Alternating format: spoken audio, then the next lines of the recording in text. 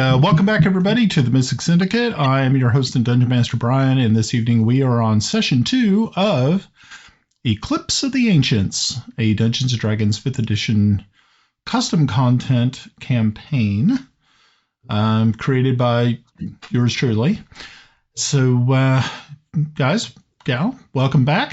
Hope everybody's had, I think it's been 2 weeks. I think it's been 2 weeks. Feels like 2 weeks. So,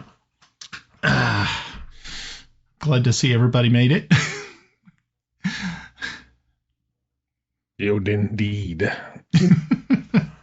Yeah, I know a lot of people were really kind of like, we need this tonight, like really badly, and I totally understand. It's been a rough couple of weeks, and it's like, yeah, let's get into some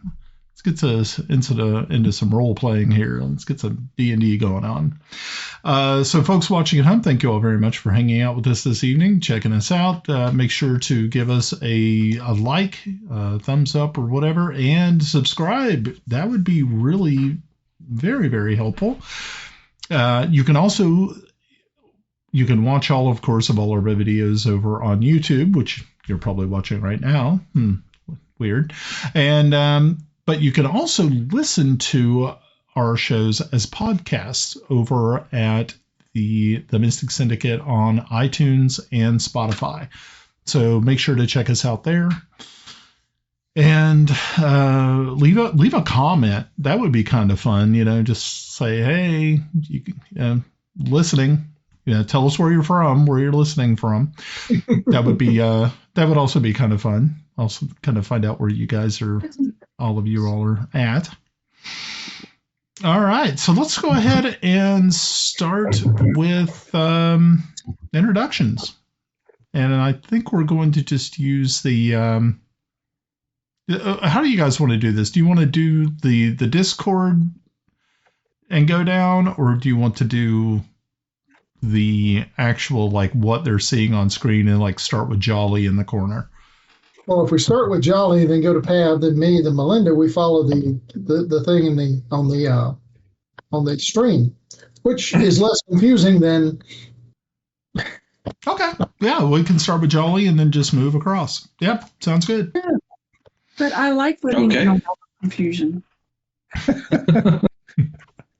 Well, very good. Well, as way of introduction for myself, Jolly is my name. And I play the halfling fighter named Paul Habram in the Eclipse of the Ancients game we're about to get into. Looking forward to stabby. Stabby.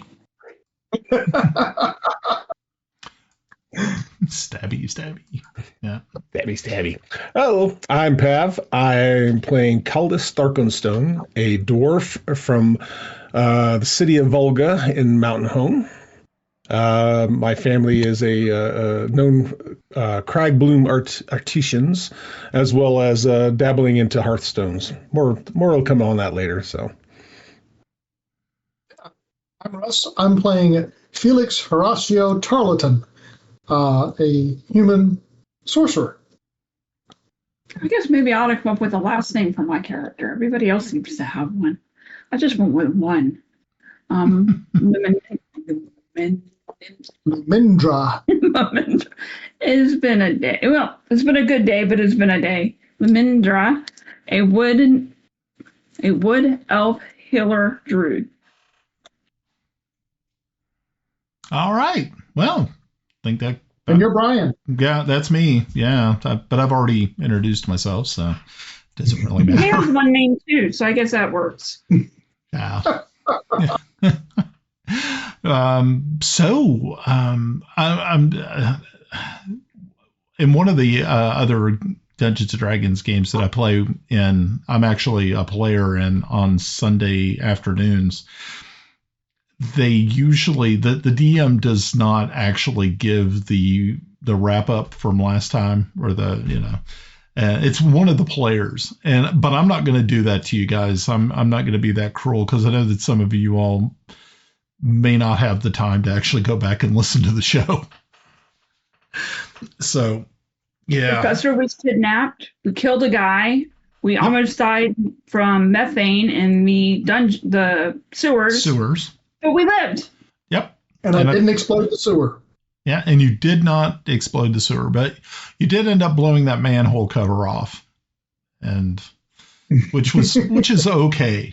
Nobody that you knew was harmed in that action. And that's all that matters. And unfortunately, we lost our quarry. So yeah, unfortunately.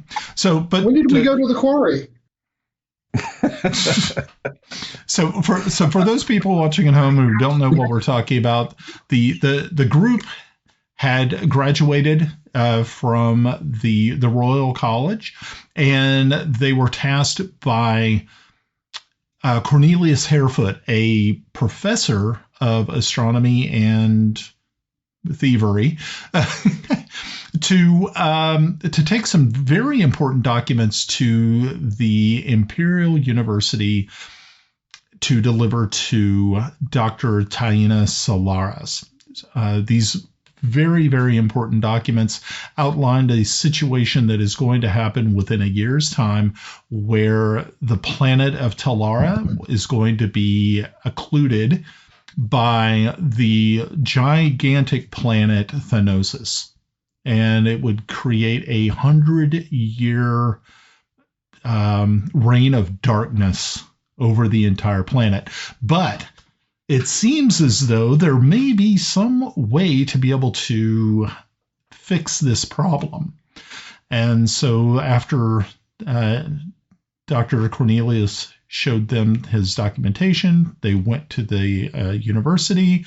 They ended up trying to find Professor Solaris, but ended up finding one of her students instead, who was being held at knife point by an assassin, a member of the Long Knives Syndicate.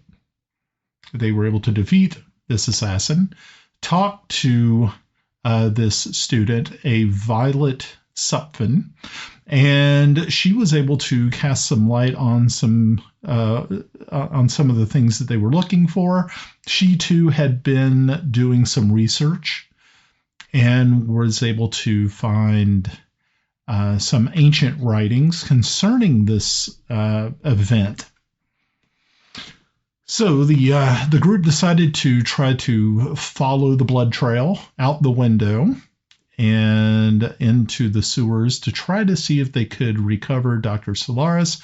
Unfortunately, they were unable to do so and had to retreat from the sewers due to methane gas, and it was actually creating a hazardous situation.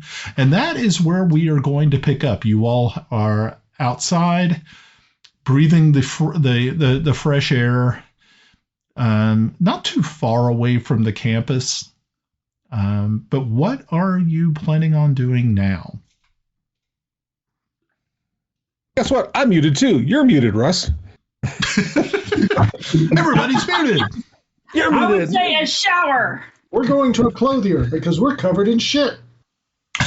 That is true. That is true. You all are actually covered in some pretty vile stuff. So yes, you're able to. So you end up walking into town, which is not that far away. I mean, this is a very large city. It is the capital. And so it doesn't take you long. But of course, none of you have actually been to the capital before. This is really kind of your first trek. So you're kind of not lost. You're just kind of taking street after street. Of course, people are avoiding you like the plague because you smell just god awful. So at least we're alive. At least you are. That is true. You are alive. And only smell a little bit of regret. Smell a little bit of regret. Okay. Yeah, that'll do it. That is too funny. Okay. So we're looking. Okay, so yeah, anytime that you can see that most of the people here are that the capital is a lot different than just your sort of at the outskirts, the other part of the frontier. You see that everybody is dressed very finely. This is, of course, a day of celebration, not just for the university, but for the town as well, as these new graduates are able to, go forth into the world and make something of themselves. So there is a lot of celebrations going on, people in taverns, people in parks, just another beautiful day. And so finally you make it to the town center, to the marketplace, and you do find a clothier's not too far away from the city center. As you approach, you can see, like I said, people are getting out of your way, and you see a young gentleman, a human male, who kind of walks up to you, does not avoid you, and he says, "Oh my, where have you came from?" I pop up. Paul props up and says, "We've been in sewers." Oh. Is this some sort of initiation that you've went through? You might say that. Oh, whatever. We took a wrong turn. University hazing, He Let says, the human read the map. "Ooh, that is definitely one house I would not want to pledge to." So he says, he was about ready to reach out his hand to shake your, but then he goes, "Oh, nope, not yet." And he reaches into a pocket in his vest, and he pulls out a wand. And with just a few quick flips, he casts prestidigitation and cleans you up. And he's like, "Oh, that's my good deed for the day." Then he puts his hand out and he says, "My name is Miles Buchanan. It's so nice to meet you, gentlemen, lady."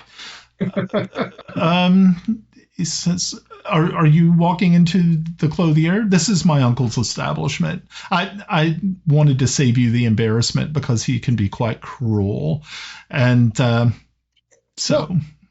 we appreciate the insta clean. That was very nice, and we saved us a few coin. Appreciated. But now since we're clean, we don't need to go to the clothier. Are you sure? I mean, he does have some fine wares, and I am sure that maybe you might find something, maybe a little bit more to your liking.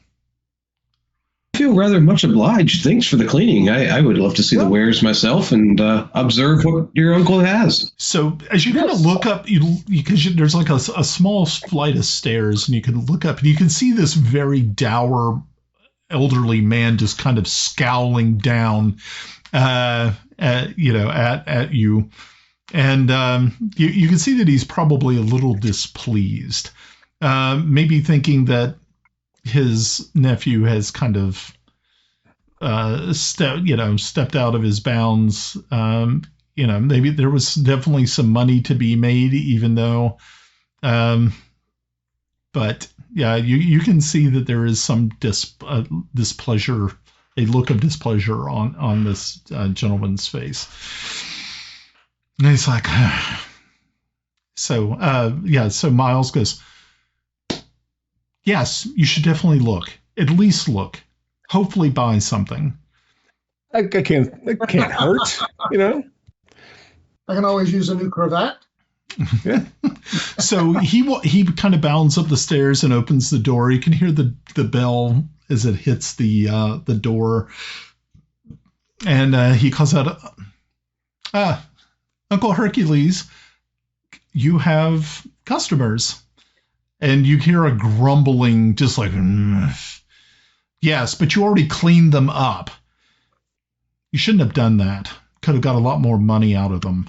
But then Miles just says, but Uncle, I know you don't like a mess, and they were a mess, and they would have tracked it in." And you can see the elderly man just kind of waves the boy on. He says, well, are you coming in or not? Oh, absolutely, Uncle. How are you, sir? He just kind of takes you and says, oh, interesting. Only one human amongst you, huh? My hands are glowing. That's never a good sign. Don't be too harsh on your nephew here. He was just only being helpful. Well, he was fantastic. If it wasn't for him, we might have not have stopped in if we had bumped into another magic user for the wand. That's true. So what kind of wares do you have? Okay, so he, like I said, it is a clothier. So everything from hats to boots, from head to toe, anything that you could possibly have. But it looks as though there are some, like, well, maybe not really trinkets, but maybe like lapel pins, cufflinks.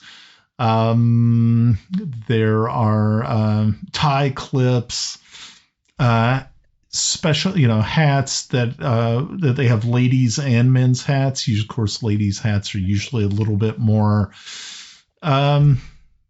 decorative than men's hats. They may have like actual feathers, like real bird feathers in them, stuff like that nature.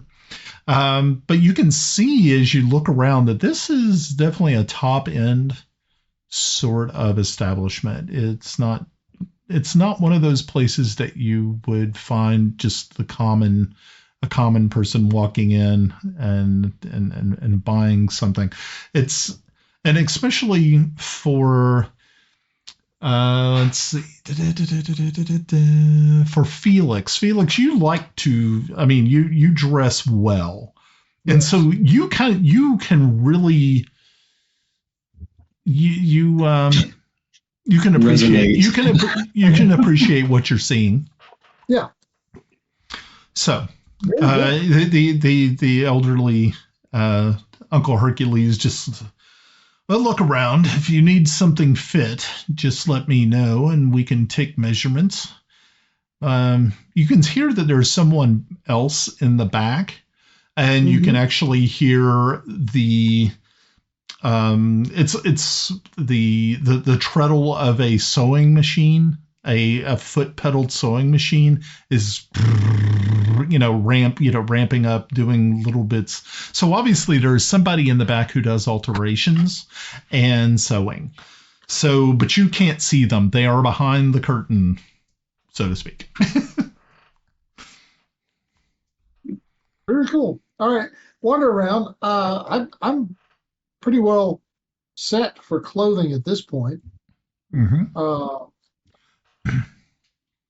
Is there anything in particular that catches my eye? You do see some things that are, like I said, there is a set of cufflinks here that seem to be, there is a black gemstone in each of the cufflinks. Mm-hmm. And as you were kind of looking at them, kind of appraising them, you Miles walks up behind you and whispers in your ear, and he says, "Those are magical. You might want to ask about them." Okay. So, Uncle Hercules, what can you tell me about these cufflinks? Yes, these. I just recently acquired these. I actually have a matching pair myself. It does seem that these have been imbued with some magics that could definitely help someone who is in need of an expeditious retreat. Very interesting. How much would you be wanting for these? Well, as I said, there were two of the set.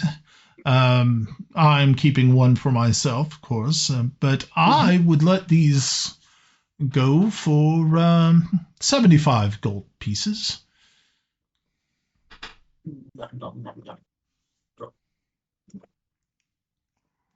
How many gold pieces do I have? Okay, so I'm kind of thinking, as far as gold goes, you did get 200 gold from Professor Cornelius, but you also probably had some, of course, money of your own. It's not like you all were paupers that, somebody took pity on and sent you to college. So I'm going to say on top of that each of you had 100 gold pieces to start. Okay. So I think that is kind of me. If it's not, we can meet up in the parking lot and figure it the fuck out. Okay. All right. So yeah, I'll take the magic cufflink for 75. Okay. So what these magic cufflinks do, so outside of the game itself, is that once per day you can use these to, or once per long rest, you can use these to cast sort of like expeditious retreat on you, which means you can. I think the way the spell is set up, is it double or triple your speed? I think it's triple. That you can like get the heck out of Dodge nice and quick. Let's take a look just to make sure.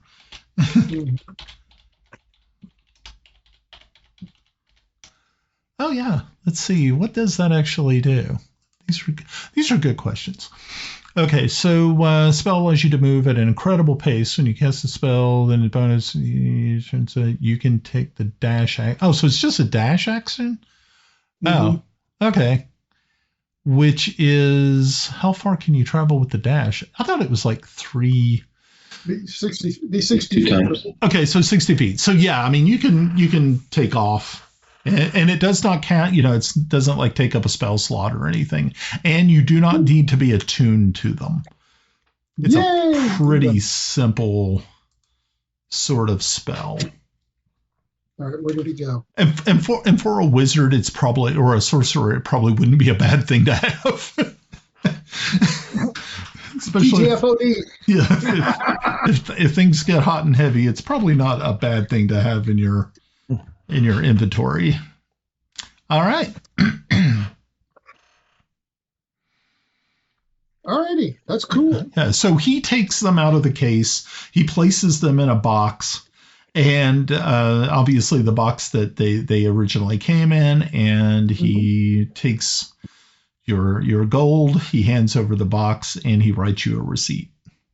Yay! He then, of course, looks around at the rest of you and says, "So, does anybody else have any questions? And thank you so much for your coin, sir." Now you may leave. Get out. No, he's not that. He's not that mean. I mean, he obviously saw that at least one of you had coin enough to buy some. So now he's kind of he's kind of a little bit more like, oh, okay, so these people are actually here to buy stuff, not just look and then just run away, take off. So, Pam, was that lemonade or a margarita? I wish it was a margarita. No, it's I think it's an orange drink, so a fizzy. So, so I'll ask you. Say, do you have anything like for hats, like a bowler hat or something that can spruce up my hat a little bit?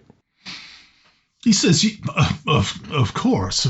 I'm sure I have something here that would definitely fit a dwarven skull, I would think.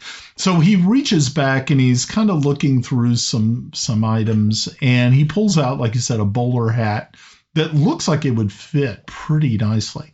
But one of the neat things about it has a very interesting pin sticking. It's like a hat pin that's sort of sticking out of the band, and it looks as though at the end of this pin is a jade rabbit. Yeah. It's a little tiny jade rabbit. I'll take kind of a close look at the jade. Okay. The jade pen. Okay. Interesting carving. Where'd you get this one from? Well, the jade carving itself is actually an elven creation. Yeah. From the elves themselves have jade mines to the north, and they are able to produce some just absolutely beautiful sculpture work. But you can see how absolutely small and fine this is. But the interesting thing about that pen is that if you happen to take the hat pin itself and drive it into the ground, the rabbit will animate and grow in size, and it acts as an alarm. So if you're out in the woods, you can place the rabbit, and if somebody approaches that you don't want to have approached, the rabbit will alarm you by screaming. Intriguing.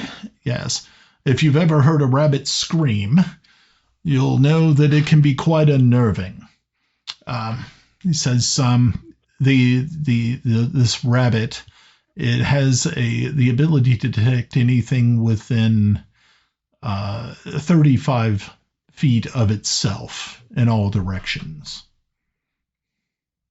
And how much would this fine hat go for? This fine hat, the hat itself without the pin would be 35 gold pieces, but with the pin is 100. And how much without the hat? Just the pin itself? Oh, well, if it's just the pin itself, it would just be... It's kind of a one-of-a-kind item. I'm kind of thinking it really goes well with the hat, though.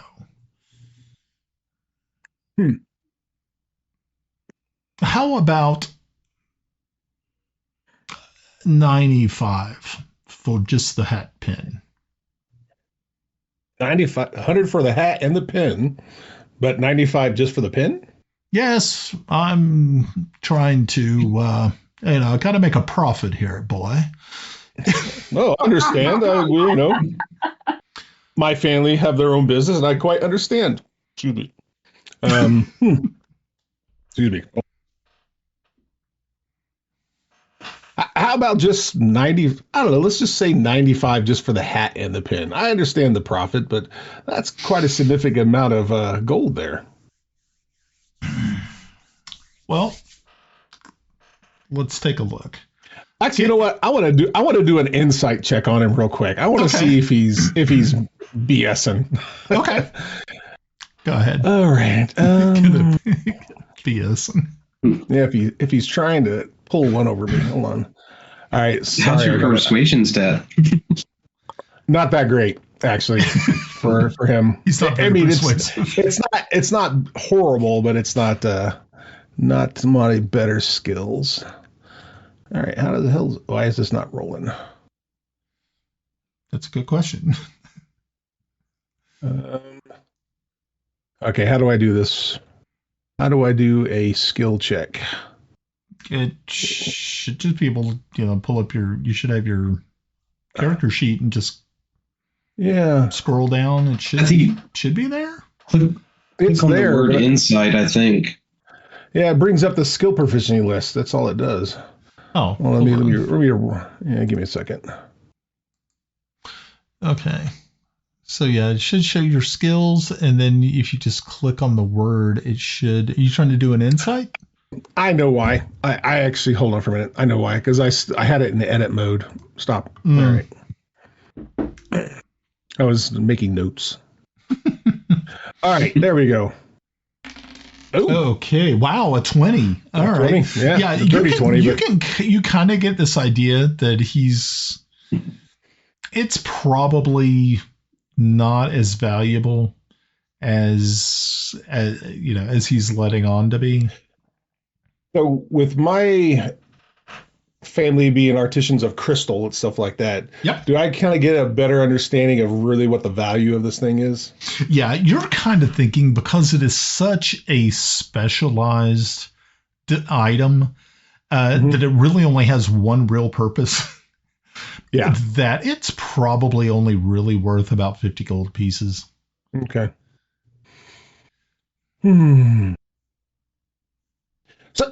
So I do look at it and say, my family, we're artisans of crystal, and while that is quite remarkable, I just can't see it being that much, especially with the hat.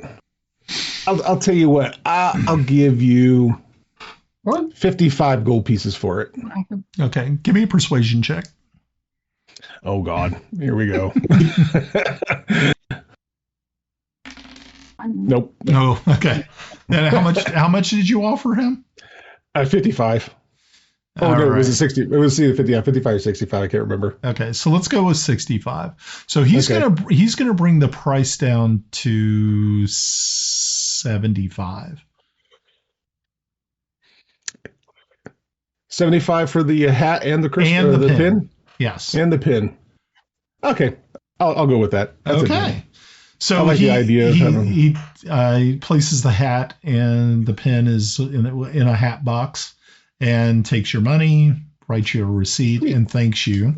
But he kind of gives you this shrewd look, like he just is like, yeah, okay. I'm watching you. I'm watching you. 75. Okay, cool. Cool. So, I got a question. Sure. While we're in the merchant area, do we want to sell the heavy crossbow that we got, or is anybody using it? Nope. Not this dwarf. Okay. Okay. Question. What's the question? Not to you, to the rest of the party. Oh, okay. Shut up, DM.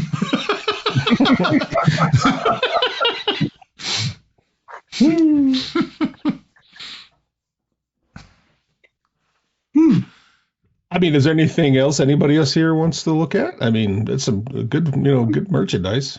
I'm good at this point. In other words, I'm broke. You're always broke, Felix. Yeah, spell components are expensive. I'll pop up and I'll ask him, hey, is there any sort of like maybe a small mending kit that you might have, maybe with a couple of needles and some thread or something? Bag of holding, portable hold. Apparatus of Qualish, but whatever you have, he says, of course, we do have those sort of kits. And he reaches under into one of the glass cases, and he pulls out a box that is clad in leather, and it has a little clasp on it. And when he opens it up, you can see that it is full of, it's got like 5 different sewing needles, different gauges of needle. That's right. We're using the right terminology here. From the very, very fine to the, this is going to hurt for stitches. This is going to hurt. The nice little was it the little half moon curved ones that they used for sutures. Yeah, I actually have a set here. Oddly enough, so do I. Yeah, I tell people at work, I said, yeah, if you ever really mess up so bad, but just remember, I have no anesthesia. I have no way of being able to dim the pain on this. We're gonna just go to town. Here, take your wallet out and chew on it while I just put 5 stitches in you.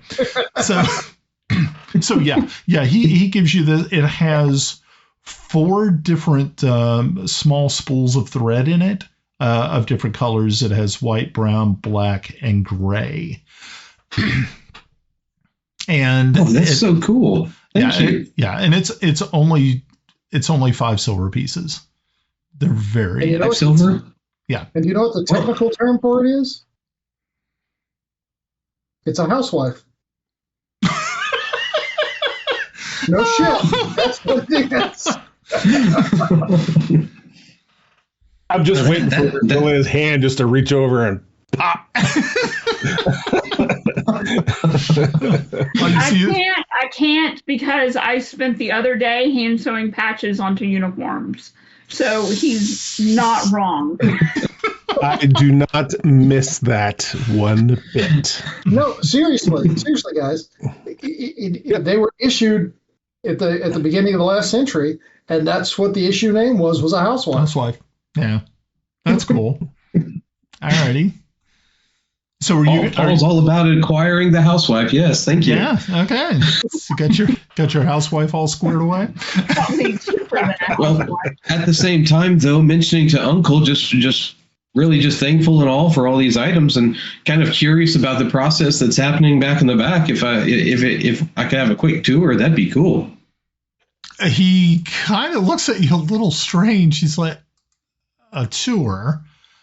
We don't usually give tours. It's usually quite messy back there. He says, but if you wish to actually meet the seamstress, I can have her come forward. I might have a couple of questions on how to use the housewife. Oh, okay, of course. I'll have her. He just kind of yells over his shoulder and said, Eleanor, you're needed out here. And so you hear a chair scrape across the floor as the foot treadle sewing machine comes to a stop, and you see a young woman, probably close to the same age as Miles, the yung fellow who cleaned you up before you walked in. She's wearing an apron, very much of the style of Victorian. Her hair is in a bun, and she sort of breezes past the curtain and walks out and says, "Oh, hi. Do you need something mended?" Maybe, but at the moment, just kind of curious. I purchased this sewing kit from Uncle here, and was curious how to use it. I've never. I just got out of college, so I don't know much about these things. Oh, of course. It seems handy. Of course. Hold on one moment. Let me go get some scraps, and I will teach you how to do this. And so she just kind of bounds off, heads back into the back, and just within literally 10, 15 seconds, she comes back out with some patches and just some loose cloth. And she says, perfect. Okay. So first off, of course, you're going to have to pick the needle that you wish to use. Once you find that, let's try to find a matching thread. And so she has some gray pieces, some white pieces, and she says, all right, so this is what we're working with. Which, what do you think you would like to do first? Are you looking for learning how to mend a rip? Or are you just trying to patch something? I assume probably mending a rip would be best in case. We just came out of the sewer, and I was worried about rips. She looks at you puzzled. You came from oh, okay, that's interesting. So she takes one of the needles out, and she says, have you ever threaded one before? No, never. Then open up the second part of the compartment and take a thimble out, because you will end up sticking yourself if you do not. So she shows you first how to do it. And she threads the needle, gets everything, ties, does a tie off at the end and everything. It's very, very simple. I will show you. She takes a sharp knife and slices one of the pieces of fabric, creating the rip. And she says, all right, what we're going to do is we're going to just do a very, very simple, real quick, easy, start at one end, go to the other, and she does the sewing and shows you exactly how to do it. I need you to make a perception check. Amazing. Let's see, a perception.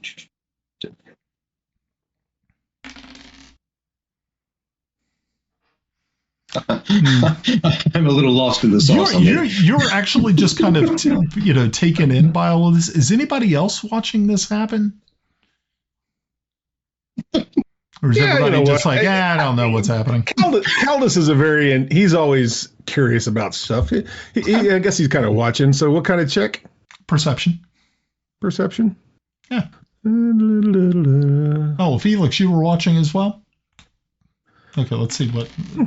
Oh, yeah. Wow. Okay. So actually, so Kaldris and Felix are sitting there like just absolutely like glued to what they are seeing. But the one thing that you noticed, both of you realize that no matter how much thread she uses from the thimbles, are they bobbins or are they bobbins? thimbles? Yeah, the bobbins. Okay, sorry. Yeah, I'm trying to be. There you go, spools. Well, the bobbin goes in the bottom of the sewing machine. Thank you. Spool is what goes on the top. Okay, thank you. My wife would be yelling at me right now. You're doing it wrong.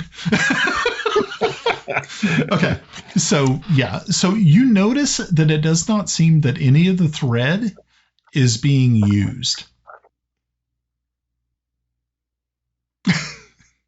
That's a useful thing. So, I mean, okay, explain that a little bit. She's obviously we're seeing her. Yeah. Put the thread and everything like that, but none of the thread is actually being used. Yeah, it doesn't look as though there's any thread missing from the spools. Ooh. Does this? I wonder if the spool is a little magical in a way. What Obviously, he has. Is this? Yeah.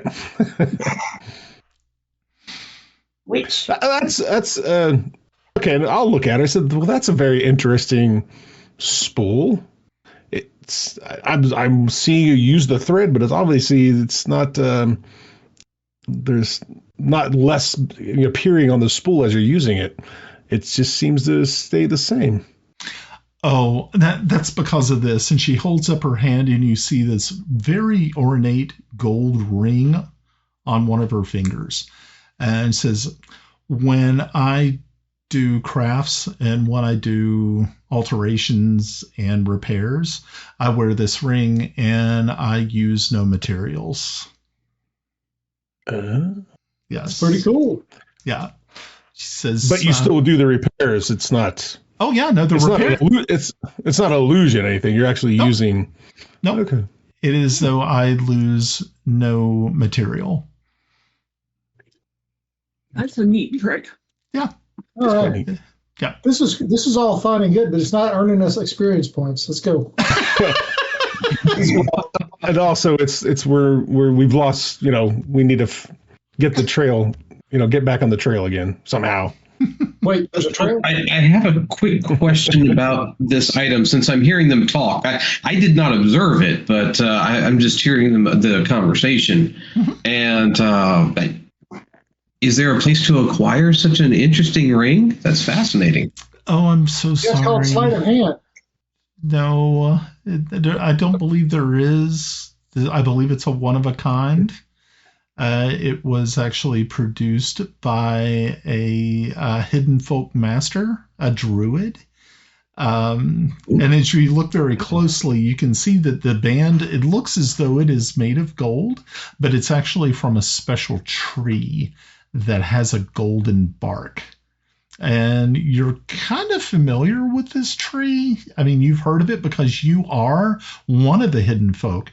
And you realize that it is brightwood. Brightwood is a beautiful wood that can be polished to almost look like gold.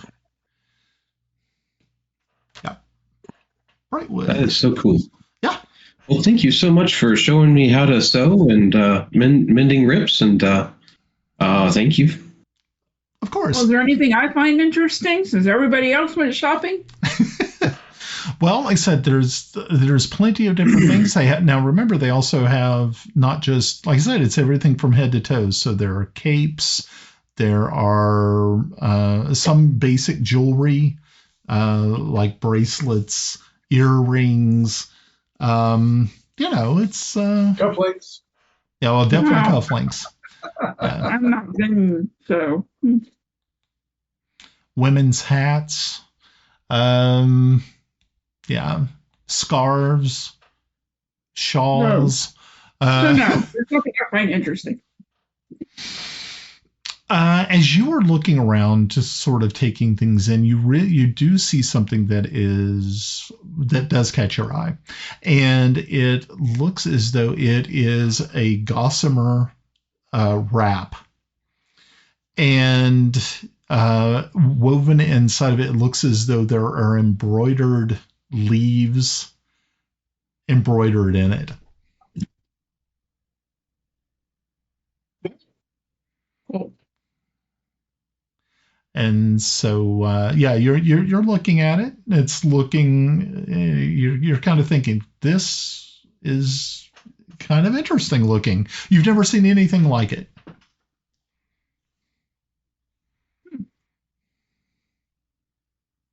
Did we lose Malinda? Well, she's here. She's just. I'm contemplating. I'm trying to think if I'm going to be. I don't know. How much is this thing? It is 150 gold pieces. Mm-hmm. Well, It's pretty, but it could stay there. What does it do? You hear Miles pipe up and says, it is actually something that I think is, he kind of looks you up and down, Lumindra, and says, you are a person who is kind of forest oriented. What? Forest oriented. Oh, Yes. Yes. yeah. Okay. Yeah. Her microphone is like cutting out or doing something. I don't know. Okay. So. I had a mouthful of food. Oh, is that what it was? Yes. What are we having tonight? We gotta know now. Jersey Mike's. Jersey Mike's. All right. Cool. Okay. They kind of remind me of both Dino's in Warner Robins, Georgia. Oh, okay. Shout out to that place in Georgia. Okay. A bit of Dino's. Okay.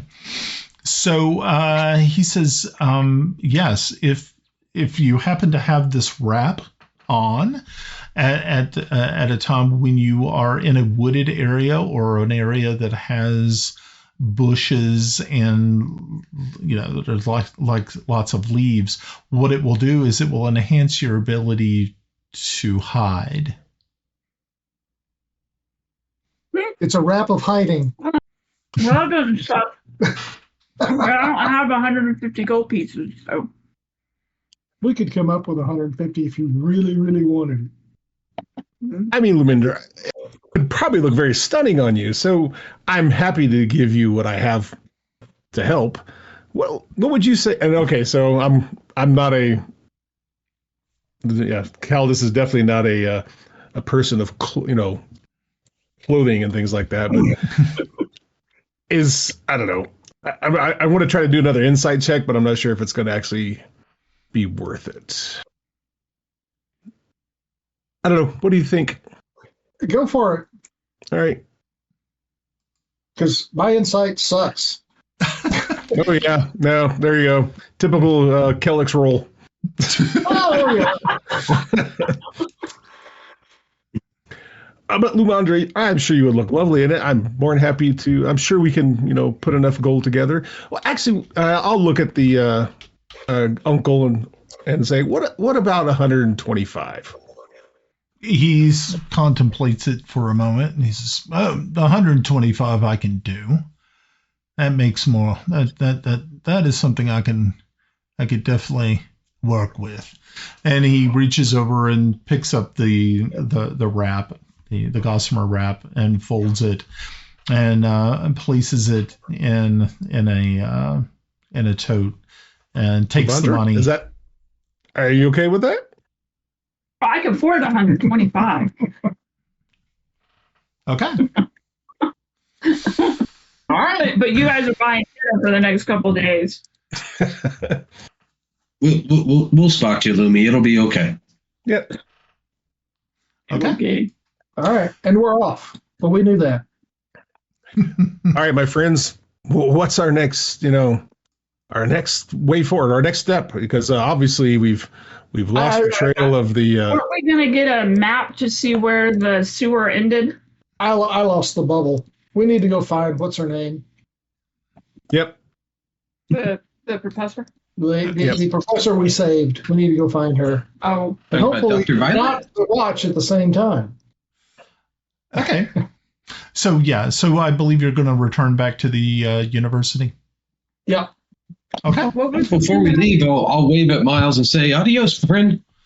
Take care, Uncle. You can see the uncle really doesn't pay much attention to you. You can just see that he's placing the coins that you paid for your items and into a cash register. But Miles and you can also see Eleanor are waving from the window as you leave. So Friendly folk. yeah. So as you head back out with your new items, you start to make your way back over to the university. It takes you probably about a good 30 minutes to finally make it back to the astronomy building where you first met Violet Suppan. So as you are making your way, you can hear, as you're making your way up the stairs to the third floor, you can actually hear that there is something going on upstairs. You can hear feet, footsteps.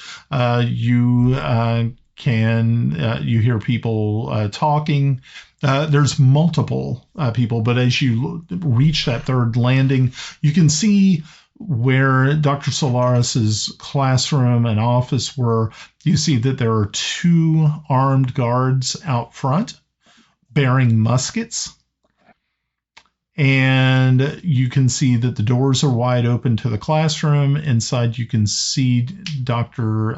Suppan, and you can also see that there are 3 or 4 other gentlemen in here. You only can imagine are probably either local constables who are here to, look at what has transpired here. As you get to the 2 armed guards, they ask you, this is off limits. If you're here to see Dr. Solaris, she is not here. As this person speaks this, you see Dr. Suppan's, she just kind of looks past one of the gentlemen who is questioning her, and she says, right there. These are the people who saved me right here. Yes. Thank God she said that. I wave back. Hi, Dr. Violet. We're big green heroes. So as she turns, the gentleman she's talking to turns and looks at you, and he looks to be an older gentleman, graying hair at the temples, and he says, he motions you all forward. The guards outside give you entrance, and as you walk in, he sort of looks at each of you in turn, and he says, "Oh, well, it was good that you were here when you showed up. My name is Horatio Dixon. I am the chiefs of security here at the university, and you are." As he looks at you. My name's You're muted, Paul. Russ. And we are very uncomfortable. He says, "Well, if you hadn't showed up when you did, I believe that the young doctor here would have probably ended up in the same situation as Dr. Solaris. So, how is it that you came to be here at the university today? Were you guests?" No, we were sent here by Dr. Yodihudu from the other place. Okay. Dr. Cornelius. Dr. Cornelius Harefoot. Yeah. You see that, Violet's up and just kind of like looks at you kind of puzzled for a moment. And she says, yes, Horatio, were here to deliver documents from the Royal College, and they were supposed to go to Dr. Solaris, but thank goodness they walked in when they did. And so he just says, so you're couriers, and you just happen to arrive in the nick of time. Well, that is Yes, very that's it. Exactly. Exactly. that is Yes, very exactly. fortuitous. And unfortunately, we did give chase, hoping to catch up with the good doctor and her kidnappers, but unfortunately, lost them in the sewers. Oh, he says, well, that's very admirable of you. Unfortunately, you were unable to retrieve her, but that's fine. I'm sure that we will have more questions for you in the future. I would ask that you don't stray too far. Dun, dun, dun. So as you can see at this point in time, there are two other gentlemen in there that have wrapped the body of the assassin up in some sort of oilcloth. And they are starting to drag him out of the classroom. Are we being dismissed, or are we allowed to stay in there? Or... Yeah. Horatio Dixon says, like I said, just don't run too far. And so he escorts the gentleman out. You can still see that there is a copious amount of blood on the floor. No one decided, no one's cleaning up or anything like that. But obviously they'll have somebody come in to probably clean. So he leaves with the body and the other gentleman, and within just a few minutes, you are alone once again in the classroom with Violet Suppan.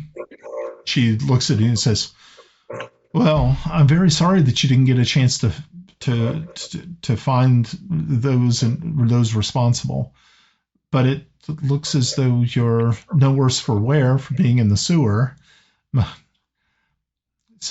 I have been giving it some thought. Once you left, I was hoping you were going to return.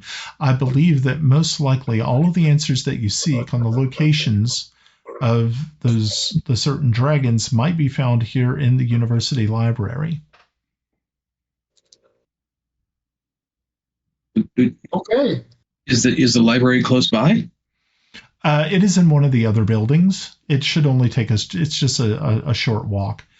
But there are several libraries here, but I know that there is one of particularly human historical documents, being that the dragons themselves are not native to Talara, that they were actually brought here by the humans.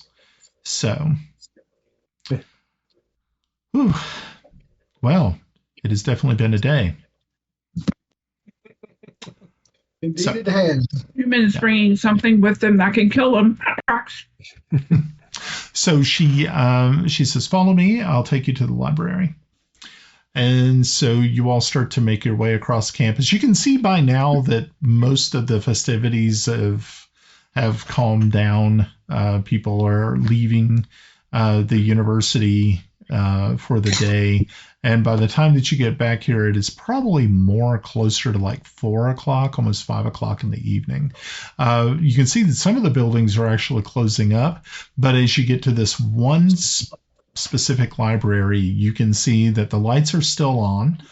And you see that there are people actually inside either returning books, texts, and things like that they were using throughout the year. But you can also see that there are some people looking at books while sitting at the multiple tables that are in this library. And I'm going to go ahead and take you over to the map. Why not, right? So let's take us over to the map. We like maps. Maps are fun. The map.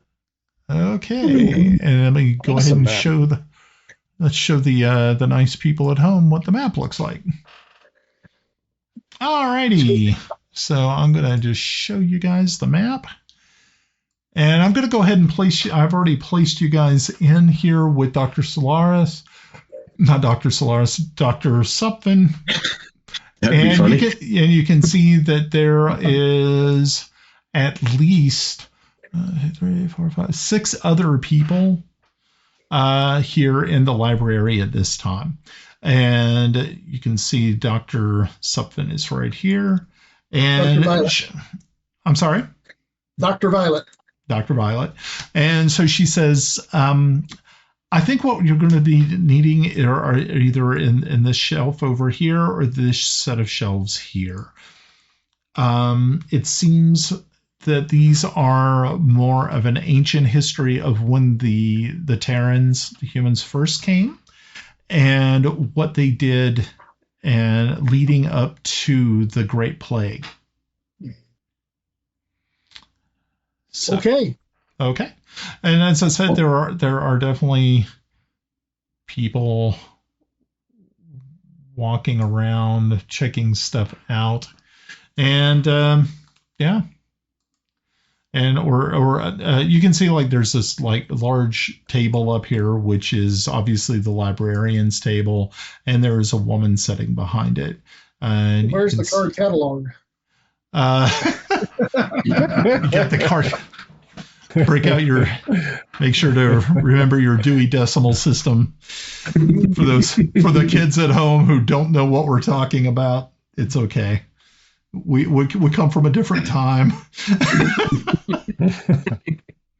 Where if you didn't put the card catalog, or you didn't put the card back in the catalog right, you could possibly be kicked out of the library.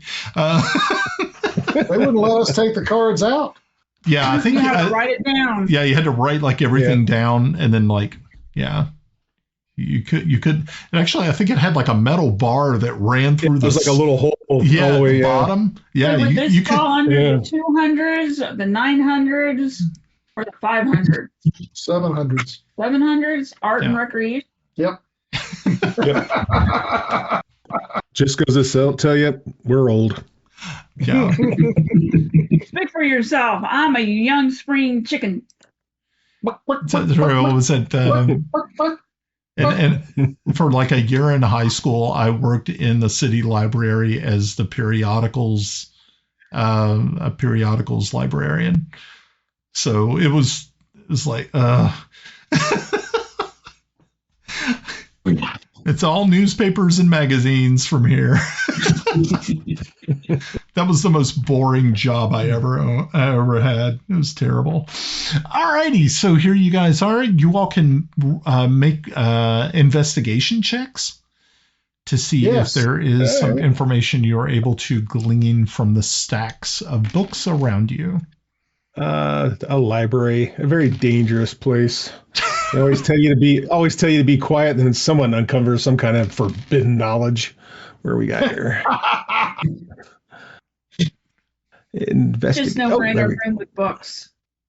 Yeah.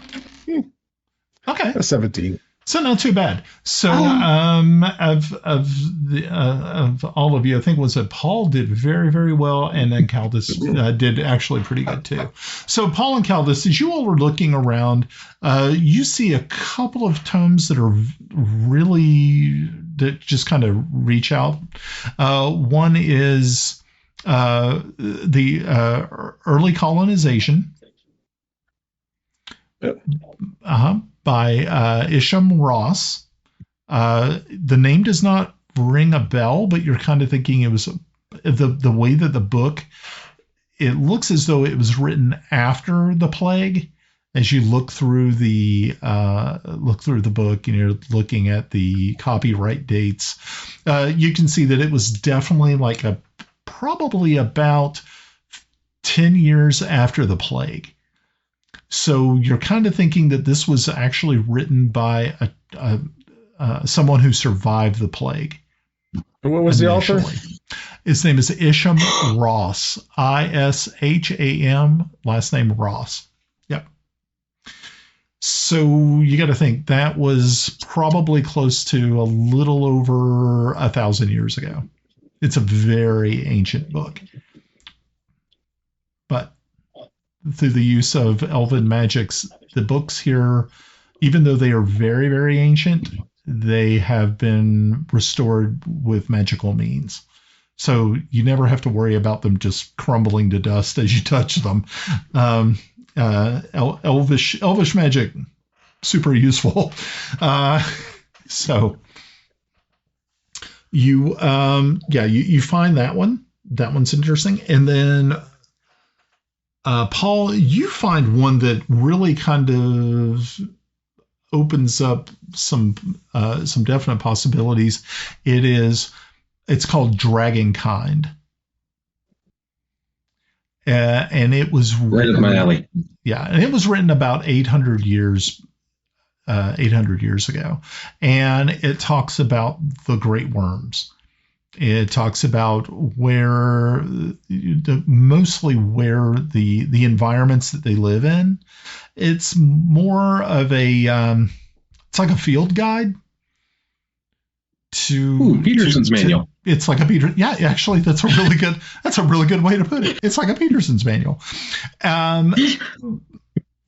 But yeah, it does not actually pinpoint directly where they would be, where they're located, but it definitely tells you everything you need to kind of know of, like I said, the environment, temperament, and the like. And the author of that is a gentleman named Ezekiel Boyd. Of course, all these guys are long dead. But wait, there's more. No.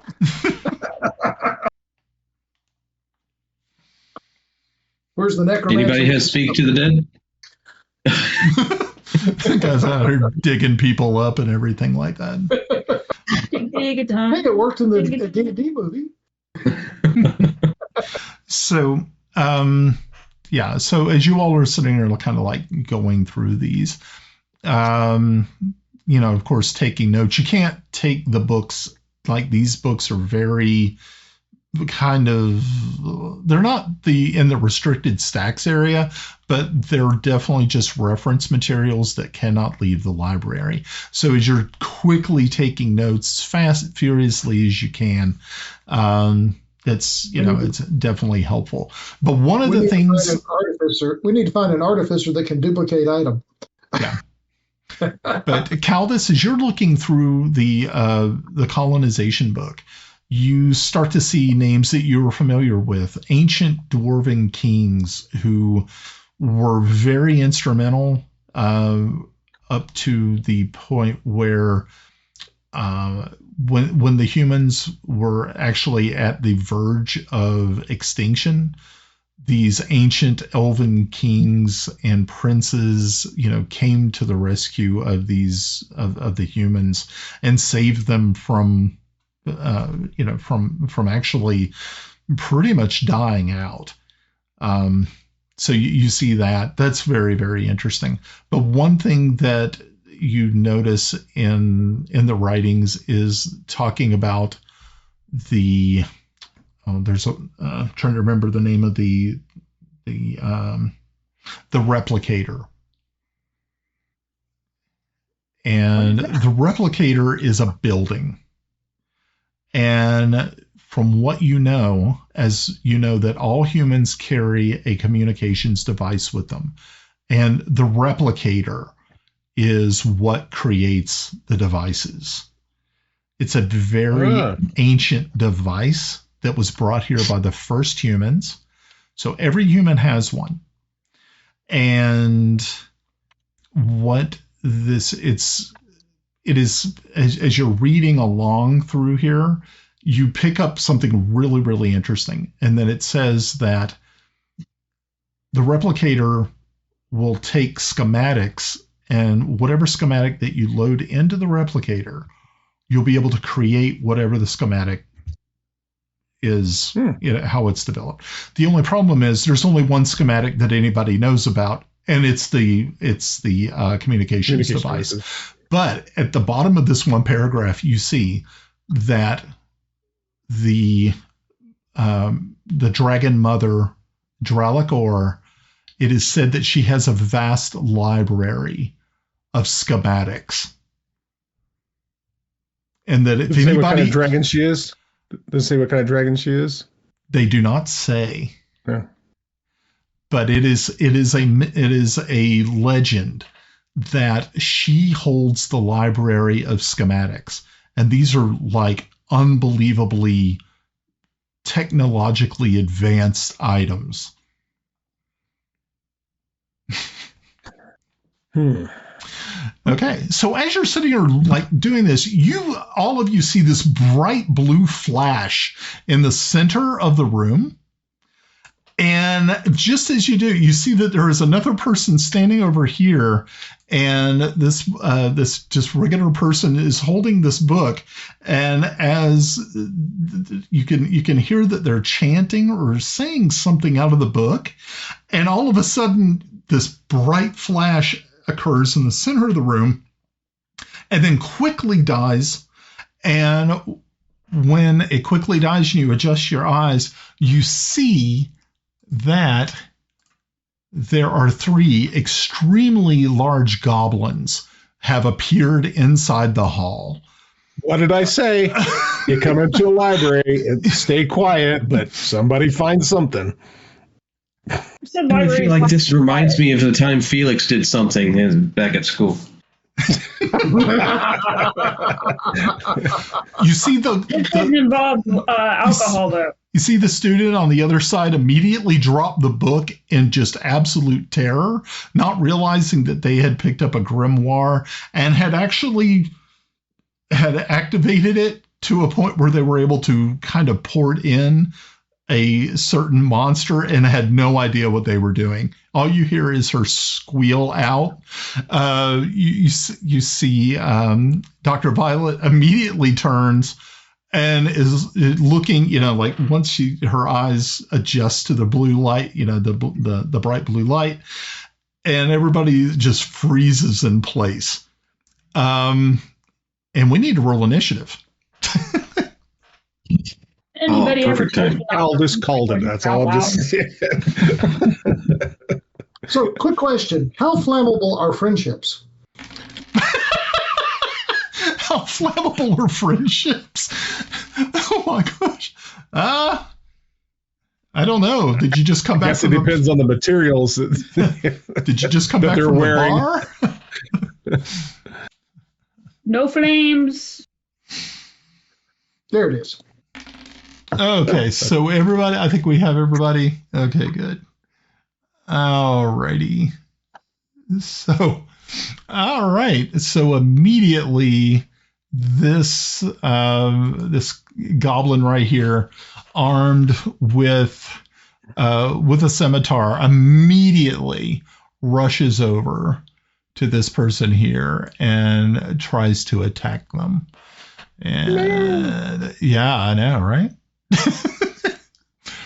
So let's see how this is going to work out, because we're going to use that. All right. Oh, that's a 22. That's definitely going to hit that person. Ouch. Let's see. Oh, geez. Okay, let's see what the damage is. That was a scimitar, and the scimitar does 1d8. Yeah. 1d. Oh, that's a 1d6 plus 3. Oh, okay. Ooh. Oh, so it does 4 slashing damage. Unfortunately, these people do not have really a lot of hit points, and that person immediately goes down in a spray of blood, and it's really kind of sad and terrible. Yep. All righty. Wow. Let's see. So that was number 1. And I think we're going to Kaldris. Kaldris, all right. Kaldris, what are you doing? Well, the first thing I'm going to do, because, there's a distraction, I'm going to pocket the book. Okay. Weep.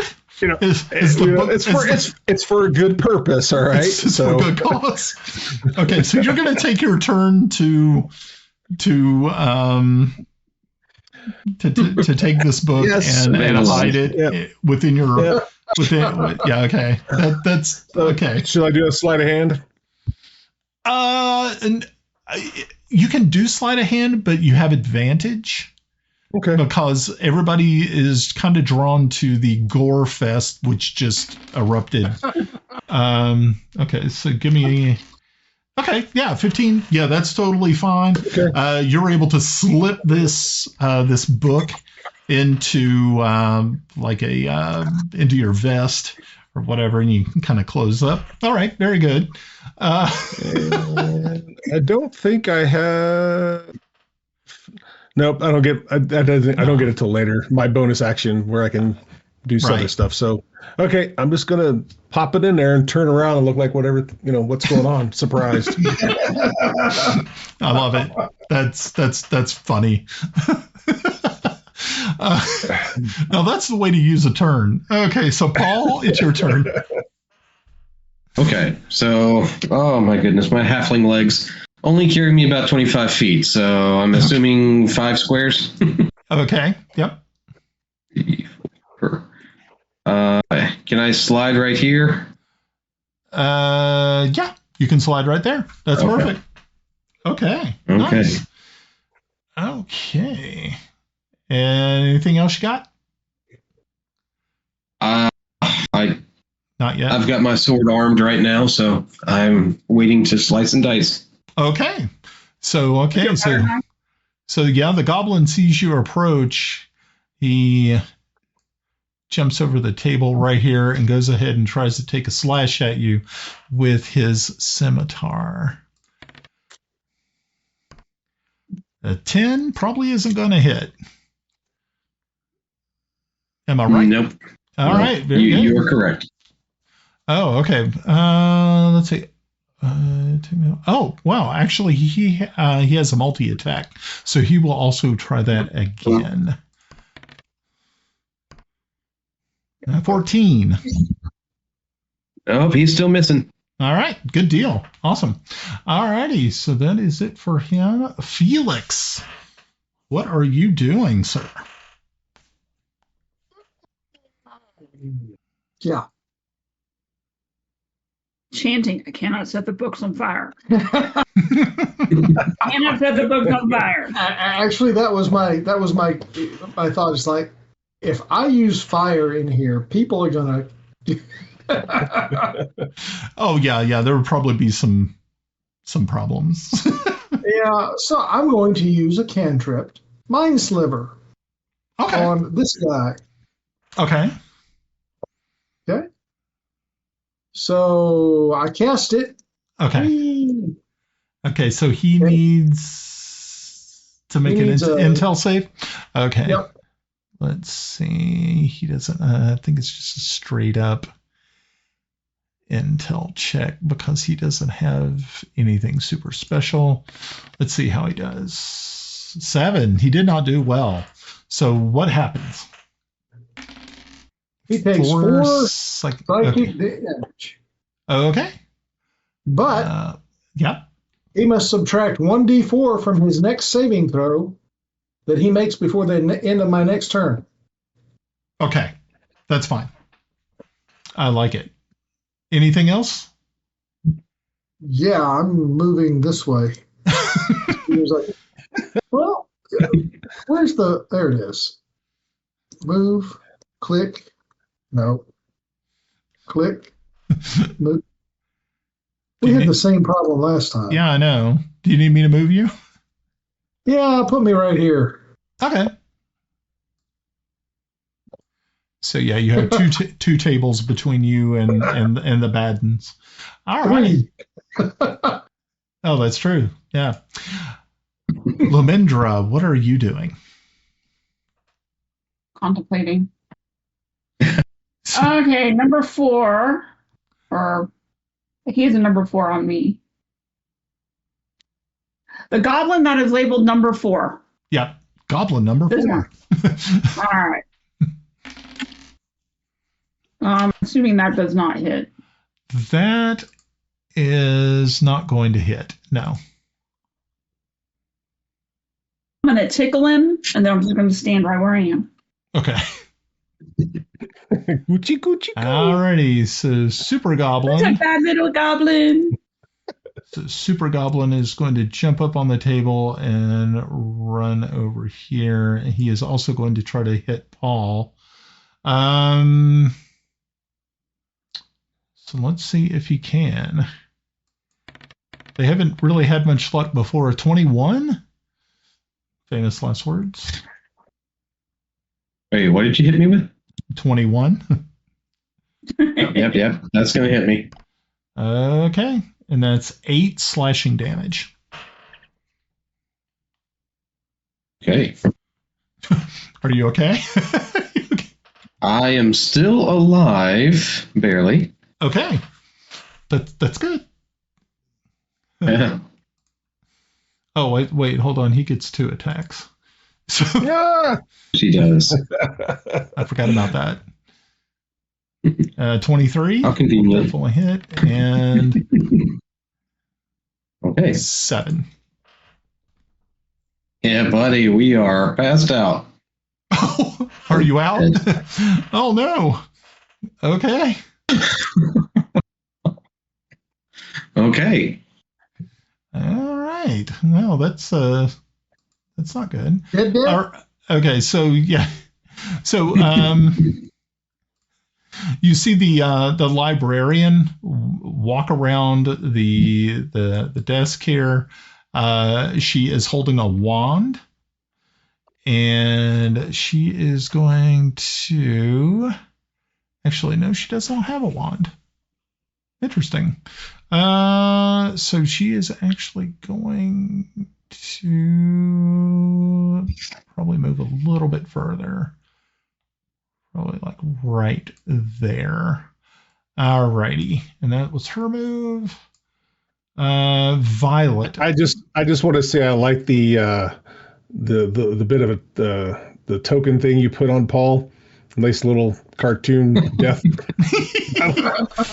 is kind of cool. That is kind of cool.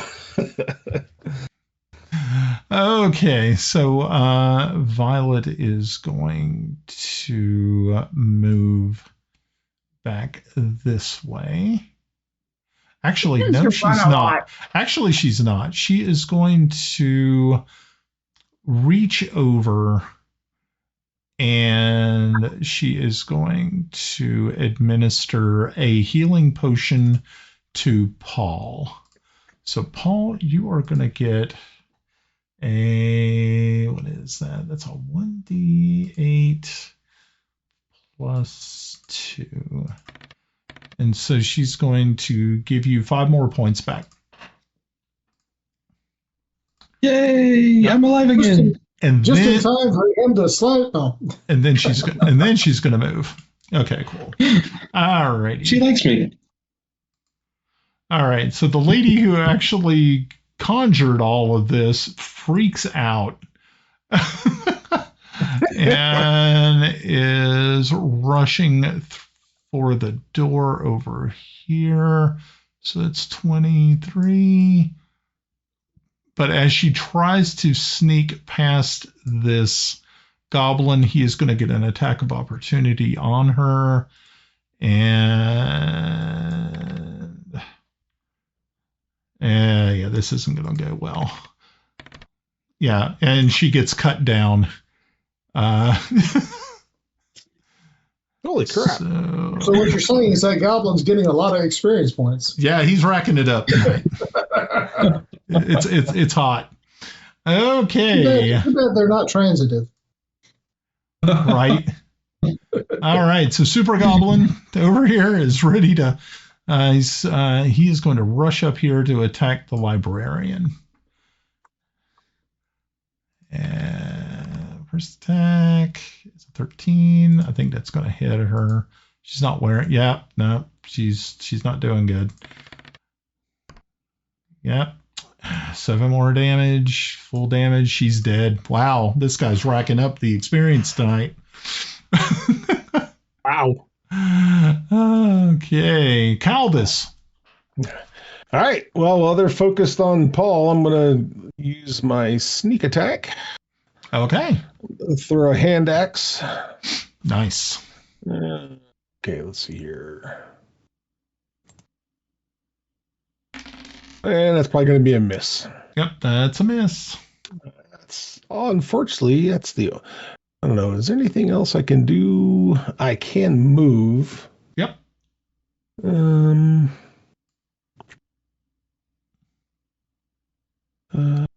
Just having a look here. Okay.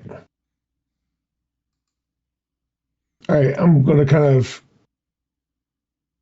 move over here next to. You know what? I'm going to. Yeah, I'm going to stay right here. Actually. All right. I'm done. Okay. Okay, Paul. Okay, so Paul, you are prone, but you can attack. If you decide to use half your movement and stand up, you will get, of course, attacks of opportunity from 2 of them, and probably won't do well for you. But that's a thing. Well, I would love to attempt to slash at the goblin's foot in front of me. Okay. I'm on the ground. He might as well be on the ground with me. Yep. Okay. Okay. Let's see now. That'll hit. That's 24? What? That is, okay. Okay, for piercing. Nice. Okay. Alrighty. And could that potentially have brought him prone with me or not? No. No. Oh, okay. Yep. Okay. So. And would I be able to arm crawl like close to Felix or close to Kaldris? If you can give me a deck save with the DC being a 15 to see if you can kind of roll out of harm's way there. Nope. 10. Okay. All right. I'll stick with it. Okay. So Super Goblin, the one in front of you, is kind of taken off, kind of taken aback. He did not realize that he thought you were completely down, and so when you reached out to smack him, it kind of threw him for just a quick moment. So he is actually going to lose his turn because he is surprised. So he is losing his turn. Next is Felix. Felix decided since the lady is dead, we're using fire. Okay. Casting firebolt at that fella. Firebolt. Don't miss. Okay.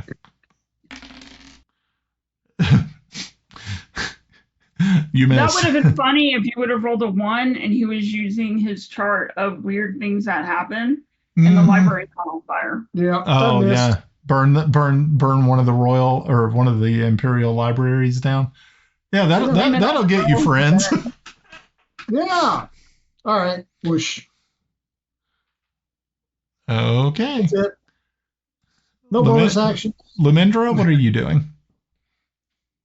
I'm going to step here. And then I'm going to cast Thunderwave. Oh, so you're going to get Paul too.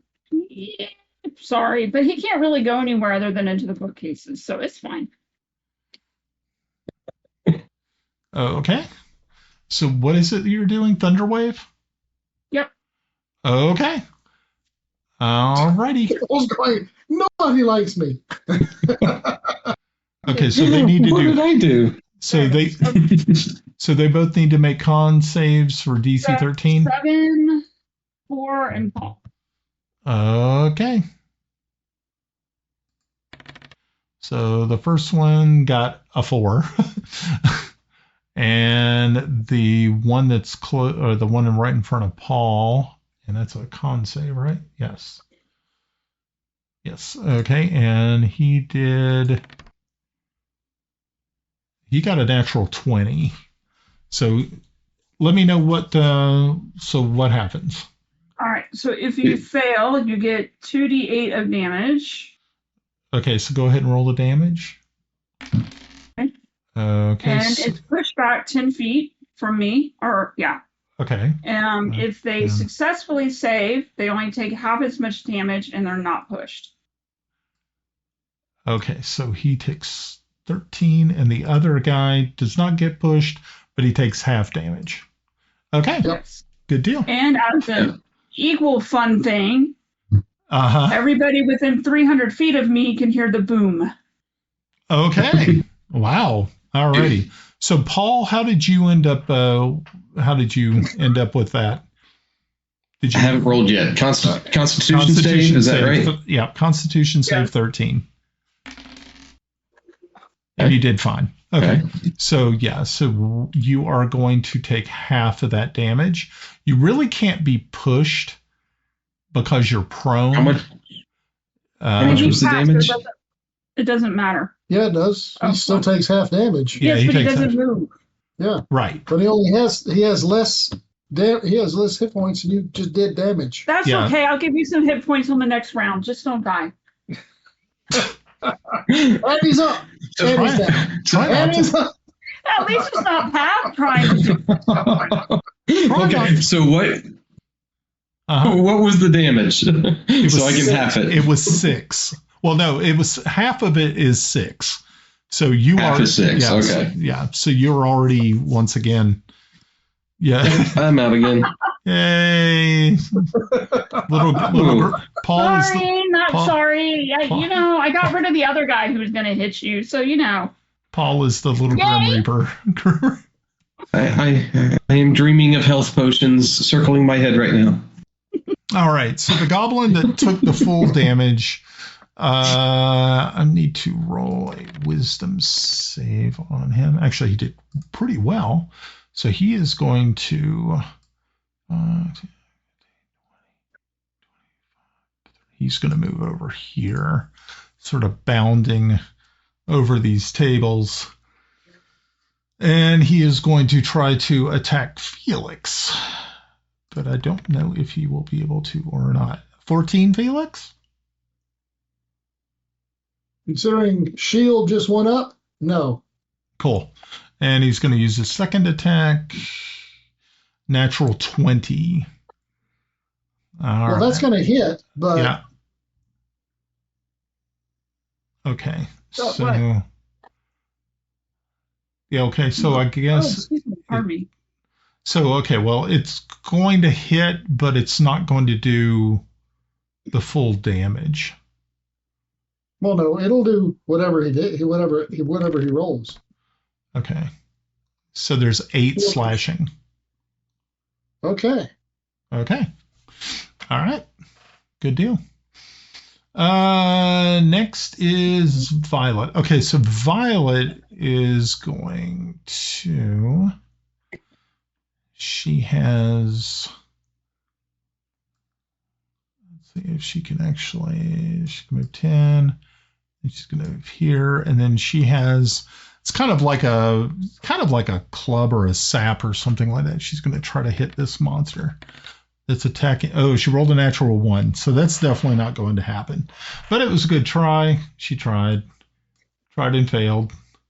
Let's see. So we're back up to this goblin who was on the killing spree, and he is going to go. He's going to move here. All righty. Next is Kaldris. Kill it.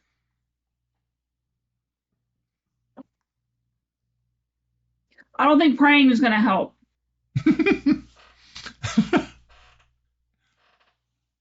You're muted. You are muted. I want to attack, but I want to get Paul out of there. Paul's dead. Paul's not a very good shield. Well, he's only a little guy. You know what? I'm going to take out my bag of ball bearings and throw it out on the floor. I'm going to try to cover. I think is it like a 10-foot 10 by 10, Brian? Yep, Anybody I know? believe so. I believe so. All right, so I'm gonna Sounds try to put it centered here so it'll cover this area here. Okay. So that's going to make difficult terrain for at least this goblin here, and just in case this one decides he wants to come toward us. Okay. I want to try to get up here and try to drag Paul away, but I think that's going to use all my actions throwing those ball bearings out. Mm-hmm. I think so too. All right. Okay. Okay, I'm done. Cool. Paul, I need a death savings throw from you. Dun, dun. Okay. Let's see. Well, we are definitely testing the system of shard this evening and seeing how this works. I think I just hit this button. Yep. And you did good. That's your first. Okay. You needed a 10 or better. So that's yeah. So we have to do it 2 more times. So, all righty, very good. And Super Goblin is going to attack Kaldris. And 14 Kaldris. Hold on. I have yet to be attacked. 14 hits, just hits. Okay. And that's 8 slashing damage on his first attack. Oh boy. Okay. Second attack is a 17, Oh god. which is also going to do 8 points of damage. So Wow. I got a question. While he's I guess he's not swinging. If he's swinging, he's not really moving his feet. So Nope. So he's not gonna trip. Okay. Well, I'm down. Good luck. What was the total? Hopefully you get back up 15. again. Okay. Yeah, I'm definitely down. Man, I can only heal one of you. That's fine. Do I can't Paul. choose either of you.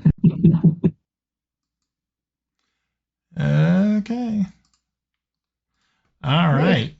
So you took the full, and then you took the other 7. So yeah. Okay. So now we have two of them. 2 Grim Reapers. The Reapers definitely reaping today. You know, if you didn't like a character when they came up with it, you could have just said so. This is a little drastic. I like my character. All right, Felix, what are you doing? Slowly bleeding out. Are they wearing metal armor? They are actually wearing leather armor, and they have a shield. Do they have a metal helmet? No, it doesn't look like they have any metal helmet or anything. It's just leather armor and a shield. You're And not making this easy. You know that? and probably a stinky loincloth or something like that. All right. I am casting Shocking Grasp. All right. No, I'm not. No, you're not. Oh my This is a table, right? Yep. I roll under it. Okay. I'm not no attack of opportunity, but Yeah. he can't see me. Okay. So you are now under the table. Alrighty, Lumindra, your turn. I'm going to try for number 4 again. Okay.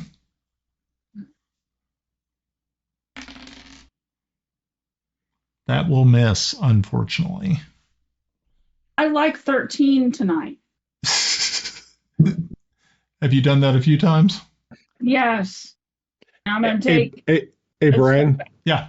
Real quick with the with Malinda's boom. Will that hopefully maybe call the guards? Yeah, probably. Okay. Okay. All right. So this goblin, unable to see Felix, turns on Dr. Violet. And Hopefully she has more hit points than the other dead meats laying around. the other dead meats. That's beautiful. Oh my goodness. I love it. First attack. It's 21. That's definitely going to hit.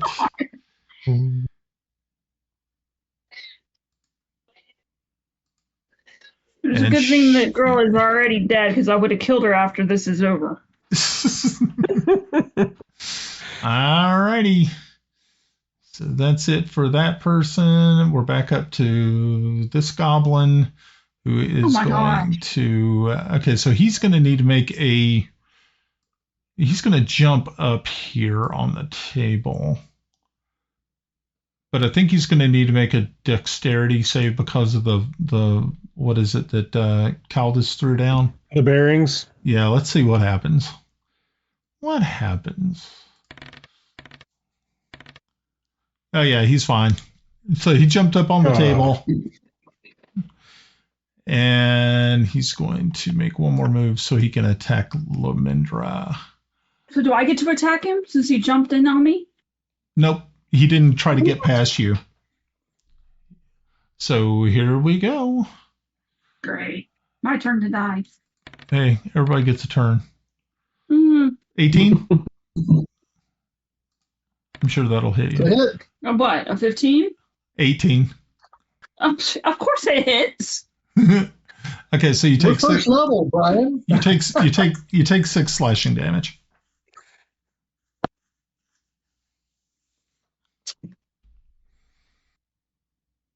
Okay. And then the second attack is a 19. And 7 damage. I think that probably takes you over the... So 7.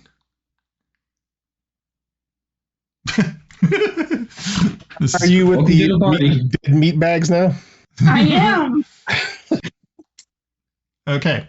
So, I mean, honestly, if you didn't like our characters, you just had to say so. So Lumindra, as you kind of as the lights kind of go out, you hear the large glass doors that you all came into when you first came through into the library are shoved open very, very quickly. And you actually, and Felix, you hear this as well as see it as you hear multiple muskets firing into the hall, into the library. You can actually see like the mini balls striking books. And it's chaos. It's absolutely maddening chaos. As you got to the table just in time. Yeah, you did. You dived under the table just in time. And within just a few extra moments, you see that there are 10 guards sweep into the room. And you see, of course, they're doing a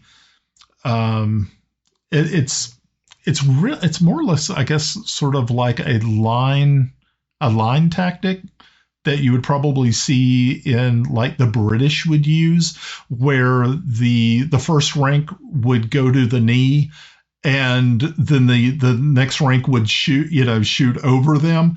So yeah, I mean, all you hear is the whiz. It's like bees flying past you as many balls just, and you see the dead body of this goblin just tip off the table and literally land right in front of you, as it just looks at you with just absolute anger as the light goes out in its eyes. And just within a few moments, there's an all clear, a halt to firing. As you crawl out from under the table, you are literally the only person left alive. The entire party had 1 hit point left. That's beautiful. Oh man. So Felix, as you are standing there just stunned, you're almost in shock, because of number one, the the damage that you took. But yeah, I was kind of looking. I figured by the beginning of round 4 is when reinforcements would arrive, and that's you guys made it to round 4, and I was like, oh god, if Lumindra had not done the thunder wave, it would have went further. But being that she did thunder wave, it alarmed people on the outside, and that's why. So the end result is that the rest of you wake up in the university infirmary like hours later. You see that Felix is there. He's got his arm kind of wrapped up and everything, but he looks pretty good. He's not laid out on a bed. As your eyes flutter open, and you're realizing that that was a very, very sharp turn of events, and it could have been quite bad. Oh my gosh! So you at least come back with 1 hit point, right? Yeah, but I will have to tell you that the beautiful thing about this is you're going to get experience for the fight. So we are definitely going to do that. I have to figure out how to do, I got to finish it. I need 273. Finish. Okay. Let's see. Let me try to figure out how to work this. Okay, so I think you have to end it first. I did end it. I finished it, but I got to finish the encounter, and then I guess I grant treasure because I guess no treasure has been defined. Well, I'm showing the encounter is still active. Okay, well, hold on. Patience, young grasshopper. No, I'm not. I'm just telling you what my screen shows. Okay. Alrighty, so I'm going to cool. say anything about treasure. So I'm going to go ahead and click on OK. Did it give you guys anything? Yes. It did? Yes. Oh, wow. Jumped up to 177. 77. Ah. Cool. Well, you were generous. Do it again. No. Without the killing us part, though. Oh, but that's the fun part is killing it. No.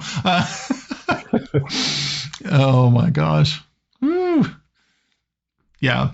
You guys actually really, for the most part, really lost your like second encounter. But you did actually, you did good though. You were able to survive. Wasn't a TPK. Yeah, it was not a TPK, No, but it I was trying. But like I said, if it had not been for Lumindra's spell, it probably would have ended pretty poorly. So thank you, Lumindra, for saving the campaign. Yeah, thank you. Yeah. Well, my next action was going to be stand up and knock the goblin off the table, and go out the window. And I was waiting for you to use your expeditious retreat out the window.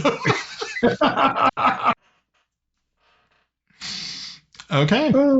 Well, that's pretty good. Alrighty. Well, I believe this is probably not a bad place to close up shop for the evening.